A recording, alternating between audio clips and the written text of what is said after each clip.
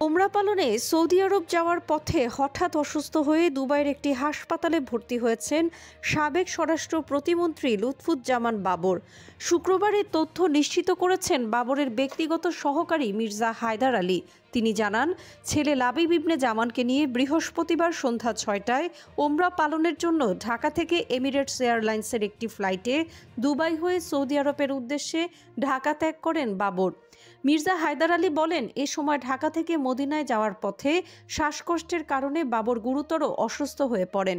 বিমানটি দুবাইতে অবতরণের পর তাকে দ্রুত বিমানবন্দরের কাছের একটি ক্লিনিকে নিয়ে যাওয়া হয়। সেখানে ডাক্তাররা চেকআপের পর তাৎক্ষণিকভাবে হাসপাতালে ভর্তির পরামর্শ দেন। মির্জা হায়দার আলী জানান, বর্তমানে দুবাইয়ের একটি হাসপাতালে ভর্তি আছেন ও ডাক্তারদের নিবিড় পর্যবেক্ষণে আছেন সাবেক এই স্বরাষ্ট্র প্রতিমন্ত্রী।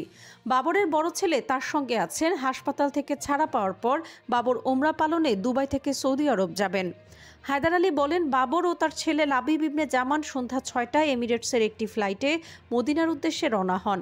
এর কয়েক ঘন্টা আগে বাবরের স্ত্রী ও পরিবারের অন্য সদস্যরাও আলাদা একটি ফ্লাইটে মদিনার উদ্দেশ্যে রওনা হয়েছিলেন। মদিনায় পৌঁছানোর পর তাদের জানানো হয় যে বাবর দুবাইতে হাসপাতালে ভর্তি হয়েছেন। এর আগে ১৯শে জানুয়ারি বুকে ব্যথা নিয়ে বাবরকে রাজধানীর ইউনাইটেড হাসপাতালে ভর্তি করা হয়েছিল। তাকে অ্যাডভান্সড করোনারি কেয়ার ইউনিটে নিবিড় পর্যবেক্ষণে চিকিৎসা দেওয়া হয়েছিল। ১৭ বছর কারাভোগের পর তিনি ১৬ জানুয়ারি মুক্তি পান।